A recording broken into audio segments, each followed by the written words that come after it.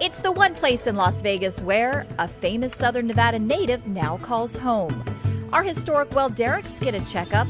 Doctors prescribe a course of walking. And there are many more stories at the Springs Preserve, where all that matters is what's elemental.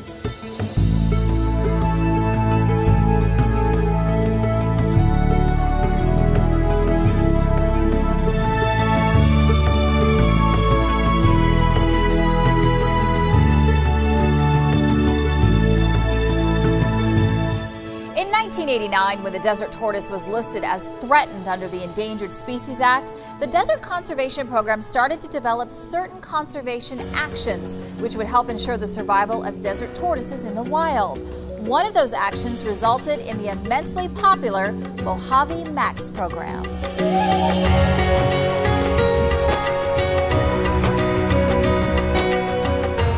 The Desert Conservation Program developed a cartoon character that was actually named through a school naming contest, and the name that was given was Mojave Max.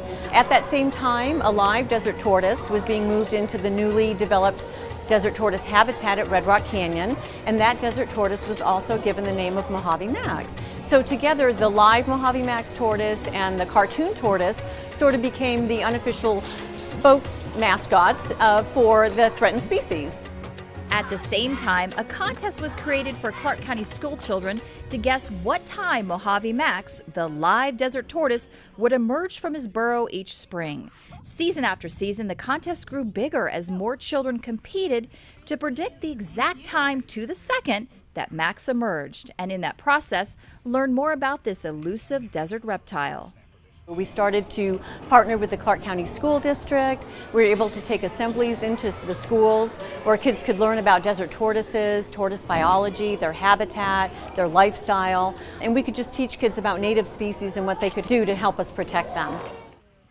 In the hopes of making Mojave Max more accessible to the school children of Clark County, the Springs Preserve partnered with the Desert Conservation Program to create a 15-acre tortoise habitat on our property. And last year, we were excited to announce that the live Mojave Max was moving to the preserve. Well, Springs Preserve, being the birthplace of Las Vegas, we're centrally located here in the valley, so it's really a quick drive for many of the schools and just all our guests that live right here in the valley. Really quick spot to come. They don't have to venture out far, and they can come out here, hike our trails, and view all of our amazing wildlife. Creating the perfect tortoise habitat for Max and his friends at the preserve brought a lot of challenges and responsibility as well. We had to be sure that these special desert creatures felt at home and were well protected and cared for. So with the tortoises in the habitat, so we're going to monitor throughout the season, really throughout the year. And so we'll do tracking just to do general wellness exams. We'll do that with our veterinary staff just to make sure all the animals are healthy. We're also going through the habitat, making sure the vegetation's there. So all the plants that these animals are going to feed off of, we want to make sure all that is readily available for them. We've got ponds out there, so watering stations for them to drink. So we're definitely out there interacting, making sure the animals and the habitat's healthy. Because there's a special connection between this animal and its environment, a connection that's vital to the survival of both. The desert tortoise is what we call an indicator species, and what that means is that the overall health of the desert tortoise is a very good indication of the health of our desert. The fact that the desert tortoise is our state reptile, we think, is a great representation for native species here. And while we're so happy to share our love for these beautiful desert creatures, it's important to remember the Springs Preserve is not a drop-off site for tortoises or any animals due to permit restrictions. So as guests come out to our habitat to learn about these reptiles, it's a special opportunity for conservation education, not only concerning desert tortoises and recovery efforts with that species, but all the Mojave animals and their unique environment. We have visitors that are native Nevadans, we have transplants from other parts of the country, and visitors from just all over the world. So I hope when they come out here to Springs Preserve, they're learning not only just about our local wildlife, but then also the habitat as well. We are so excited to be at the Springs Preserve and partner with the Springs Preserve. You know, the Springs Preserve's dedication to just youth education, the way they inspire environmental stewardship, we just thought that was such a great matchup for the Mojave Max program. The actual physical location of the Springs Preserve, I think, makes Mojave Max more accessible to a lot more people. So we're just super excited to be here. Our spring event season warms up in April and May, beginning on April 28th, as we honor children and celebrate childhood with our annual Dia del Niño event. Then on May 12th, sweet treats and yummy eats will be on the menu when we host our annual all-you-can-eat ice cream festival. And finally, 1 week later on May 19th, we'll have Red Hot Blues and Ice Cold Brews on tap for our annual Brews and Blues Festival. There'll be fun, food, and festivities for everyone, so mark your calendars and get your tickets today. See springspreserve.org for details. Las Vegas is one of the youngest major metropolitan cities in the continental United States. Since it was founded in 1905, its population has soared past cities that are almost 4 times as old. Essential to this rapid growth has been its ability to find and supply water. Long before we were able to draw up water from the Colorado River, the only source for this precious resource in this entire region laid under the ground that is now the Springs Preserve.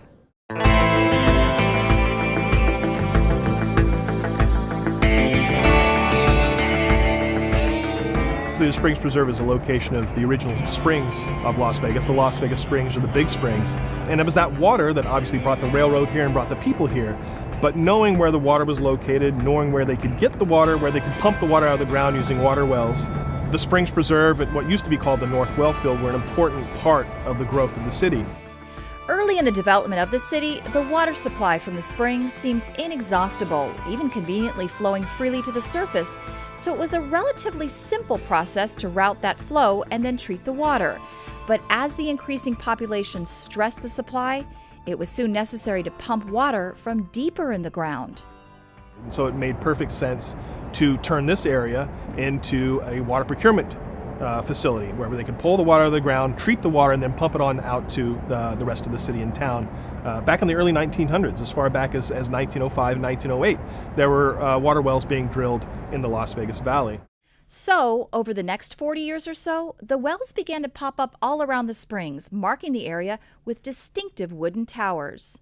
Back in the 40s, when wells like this were drilled, you had to have a superstructure over the borehole. And so the superstructure of that well derrick is about 35 feet high, and at the top you had what was called a crown. And the crown was really just a hook where you could attach cables, chains, all the piping, the pumps that had to go down into that borehole. And so rather than build a new well derrick or dismantle the well derrick every time you had to service that well, we just left these in place. As the years passed, the wells either dried up or were replaced by more modern technology. But due to their formidable construction and the arid desert climate, these derricks proved to be impressively enduring, and many have stood strong, eventually winning a place in the hearts of the locals. The water well derricks that we have are all historic at this point. They've been decommissioned. They've stopped pumping water. Well derrick number 5, which is behind us here, we stopped using that in 1971. So it's been out of use for about 50 years. But because of its location right next to the highway, because of where it is, it's become such an important symbol of the Springs Preserve. We want to make sure that it's maintained and cared for. Which is why we bring in the best to ensure their integrity. The builders of old knew what they were doing from experience. And so look and see if the wood is in reasonable shape, but keep the basic structure as they built it. So when restoring, we always would, maybe if there was a badly splintered piece of wood or something, we'd remove that and replace it with something equal so that when you walked away it was the same as it was essentially historically.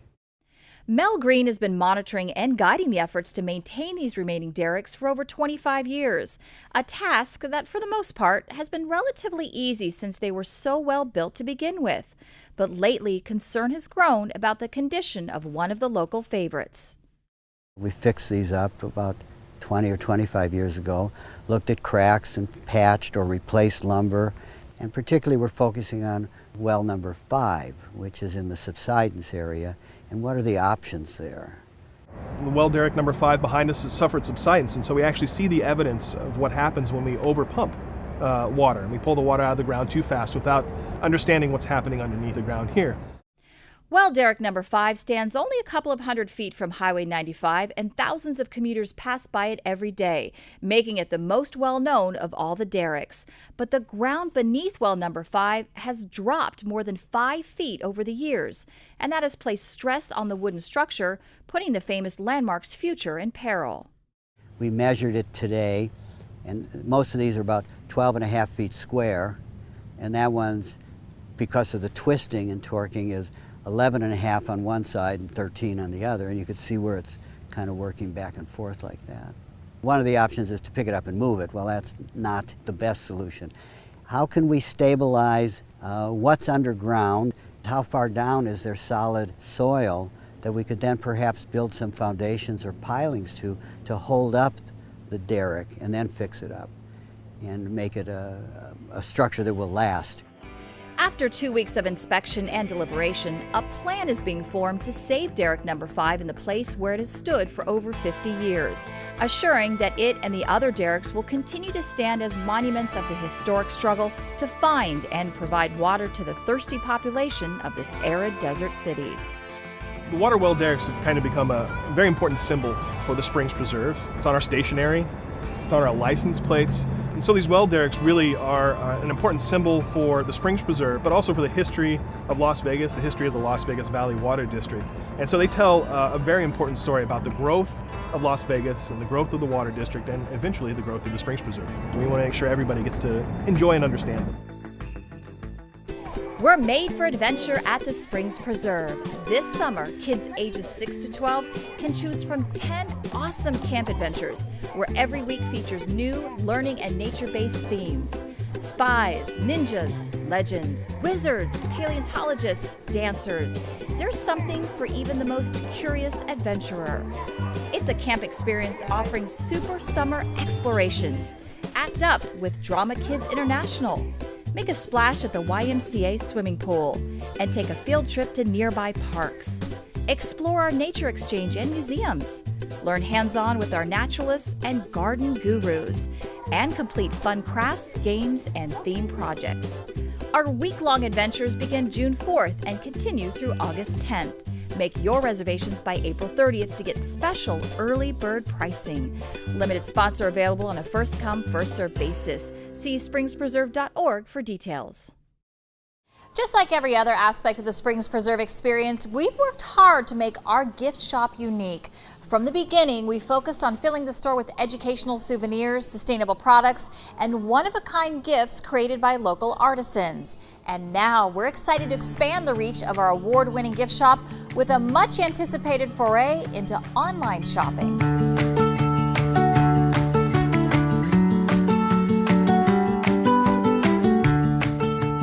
Springs Preserve Gift Shop has been recognized as the place in Las Vegas to find the best souvenirs. And we want our guests to leave with not only a token from a recent visit, but with a special piece that will always remind them of the beauty of Las Vegas. We have Eric Begay, which is Navajo and does our custom jewelry for us. He's local. We have another couple that moved here a few years ago, and I found them in Big Bear on a vacation, and I said, I love what you're making. This is really unique. And I said, where are you from? And he says, we're from Vegas. I said, we need to talk. So they're coming in here with their new items and right here from Vegas. And while we enjoy sharing these stories and unique gifts with guests when they visit our gift shop, we realize that not everyone has the chance to pop by. So we've hand-selected special items we know our guests love for purchase online. So we know that guests love online shopping, so we wanted to give them the opportunity to commemorate a recent visit to the Springs Preserve or purchase a gift for a friend from the comfort of their own home. So say you went on a great family outing to the Springs Preserve and you want to buy a t-shirt or a hat later, now you can do that from anywhere. We've even gone as far as having items custom made for the Springs Preserve or created to coincide with our traveling exhibits. We have really gotten down to creating our own product. So it's unique, you can't find it online, you can't see it on sale somewhere else, and they're only available here or on the online shop. The Springs Preserve online store features items that you can't purchase anywhere else online. So Springs Preserve apparel, as well as great gifts for gardeners and foodies, adorable plushes and toys for kids, beautiful handcrafted jewelry, and that's just to name a few. We carry games, books, and clothing that emphasize our message of sustainability. And as most gift shops do, we have some typical souvenir items to remind you of your visit to the Springs Preserve. And our members get the same discounts online as they receive in the store. We're really excited to bring that unique in-store experience our customers have come to enjoy and carry it over to our new online store. We love that friendly, interactive relationship that we've built with our guests through our website and social media. And we're always striving to replicate that great customer service experience that guests receive on site with our online presence. So with that in mind, our online store is mobile friendly, easy to navigate, and it gives us the flexibility to offer the items that we know our customers really want. Experience real math at work in sports, nature, robotics, music, dancing, movie making, and more. And answer the age-old question, will I ever use all this math in the real world? At Math Alive, the Springs Preserve's new traveling exhibit. Explore hands-on displays and interactive experiences where you can ride in a live-action snowboard race. Explore and operate simulations of NASA's latest robotics. Design and play your own video game, and capture your image in a 360-degree freeze motion video. Math Alive is presented by Raytheon and can be seen exclusively at the Springs Preserve until May 6th. Springtime in the desert is the most welcome time of the year for restless gardeners who've spent months waiting for winter to end. But the mild days pass by all too quickly before those temperatures move into the triple digits. So it's a good idea to start your annual cleanup with a good plan to make the most of the pleasant spring days.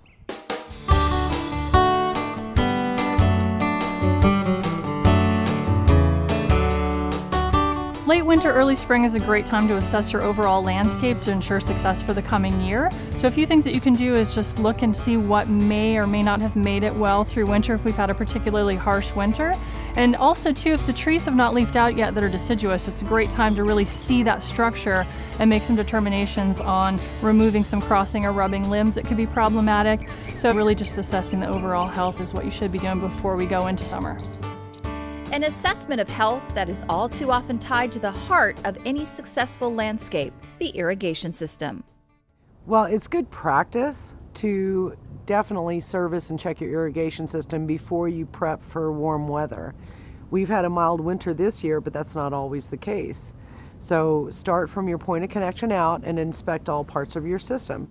Also, if your irrigation controller is more than 10 years old, it might be a good time to consider replacing it. Advances in technology have made it easier than ever to maintain your landscape while saving water. Spring weather can be really unpredictable. And one of the beautiful things with the newer controller systems where you can directly access your controller through an app on your phone is if we get a sudden burst of weather and you want to be able to manage your irrigation, you can shut it down. It's always a good rule of thumb to monitor your plants regularly. And if you're planning to add new plants to your landscape, you'll need to consider the special care they'll need to get them through the heat of those first couple of summers.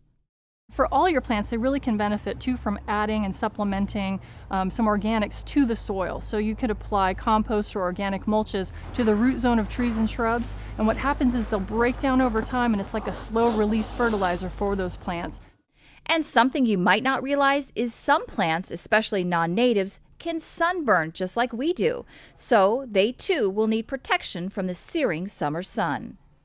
And also plants that might need shade, especially if they're newly planted. If we wait a little too long into the spring or summertime, they're going to need some help through the summer. So you could apply shade cloth or maybe place them in a place that they're going to get an extra break of shade if they require that throughout their lifespan.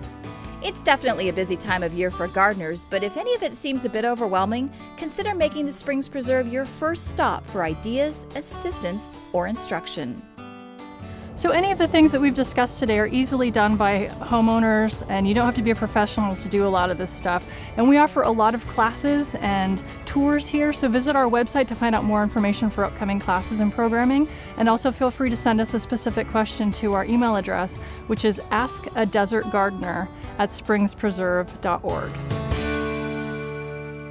Our hugely popular butterfly habitat is now open for the spring season through May 28th. Come by and witness the fascinating dance between butterflies, the plants that sustain them, and their important role as pollinators in the ecosystem. Follow all our flight plans by visiting our website at springspreserve.org or join us on social media to be the first to know. For years now, we've been excited to partner with University Medical Center to provide a program called Walk with a Doc because it offers advice and incentives for being the kind of patient doctors look forward to seeing outside of the hospital, in this case on the trails at the Springs Preserve.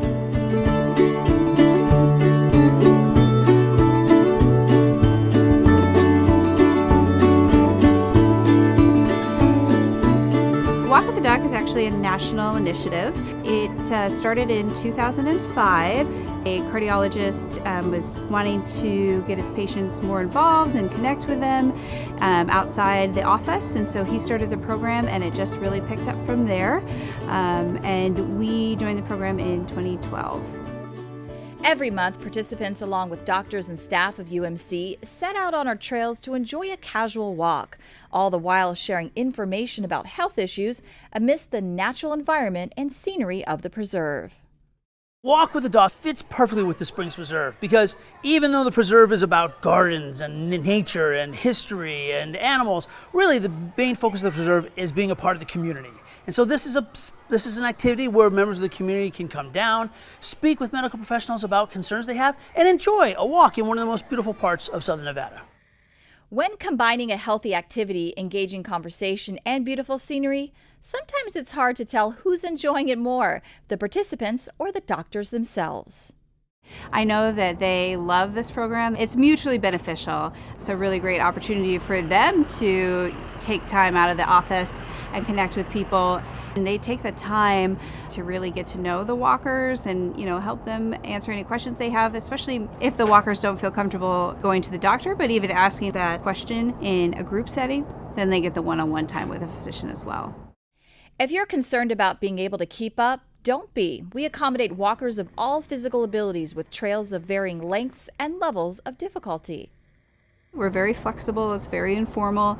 Our walk is only about half an hour, but if it ever gets too much, people are more than welcome to just kind of bow out and do what they can. Anything is better than nothing. So we take that approach and we welcome everybody. And while this UMC-sponsored walk is targeted at our older guests, we also offer a walk perfectly suited for a younger crowd, and with equally excited doctors from the Nevada chapter of the American Academy of Pediatrics. A perfect opportunity to get the kiddos outdoors while learning about health concerns facing adolescents today.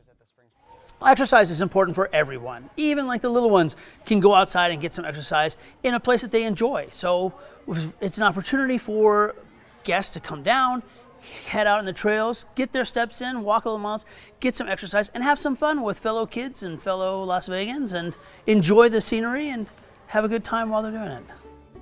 And there's no better prescription for what ails you than a comfortable stroll through the natural, healing environment of the Springs Preserve. We are so grateful for the Springs Preserve. It's amazing. It's such a wonderful environment, and it's almost always different every time we come. So, depending on what time of the season it is, we get to see different flowers. It's a perfect environment for what we're trying to do. Bring binoculars, wear comfortable shoes, and join members of the Audubon Society as they lead a walking tour to discover the many birds of the Springs Preserve. Join us as we learn just how diverse and wonderful our feathered friends are. Walks are hosted the second Saturday of every month from 7:30 to 9 a.m. See springspreserve.org for details. The origin of the meatball can be the subject of some lively debate, but everyone will agree that what Chef Sicily has done with this classic dish will make it an even bigger hit on your dinner table.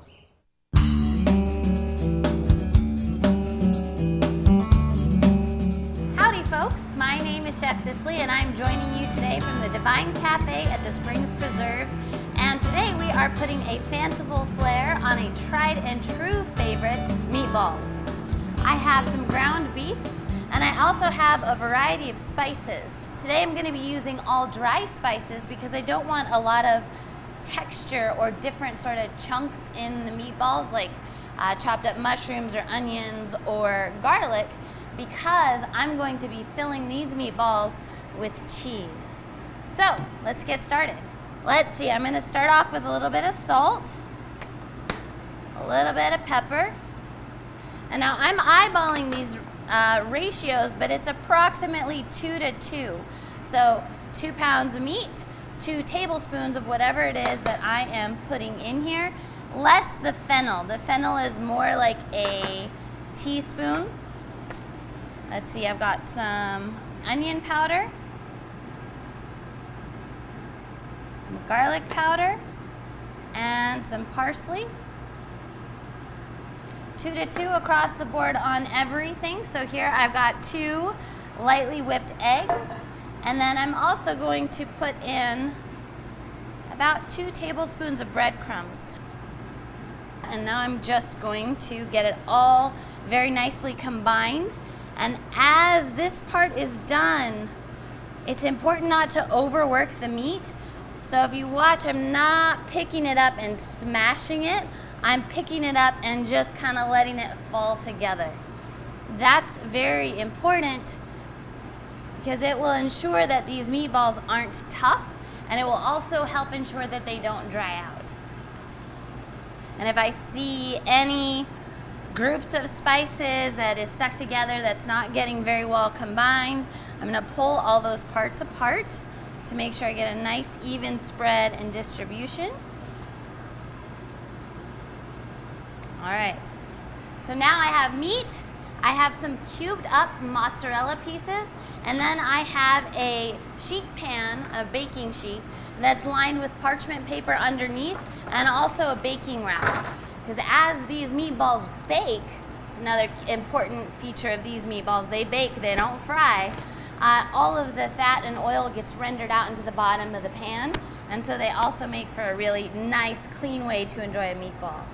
Using approximately 1/4 cup slices, I'm going to take a little bit of the meat and hold it in my hand and press a slight indentation into the center. Then press in one of those cubes of cheese, lightly fold it over, and then lightly pack. Again, careful not to over tighten or overstuff, and onto the sheet it goes. And now these are all ready to go into the oven at 325 for about 20 minutes or so until they're nice and browned all over. And here is what those lovely done stuffed meatballs will look like, and they can be served in any variety of ways. One of my favorites is, of course, as I said, that tried and true fanciful flair, say on pasta,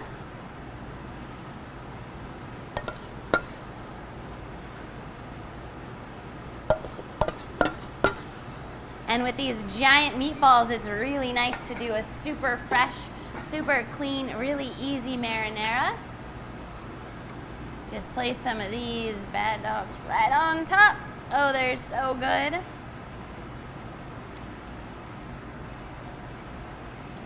And of course, garnish for a little bit of cheese on the inside and the out.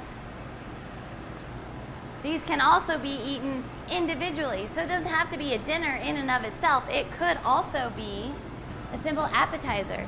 So I'm plating these on some Mediterranean pita chips, but no matter how you decide to do it, stuffed meatballs, well, meatballs were already amazing, and now they're even more fun. Thanks again for joining me, folks, and I hope you enjoyed this fun recipe.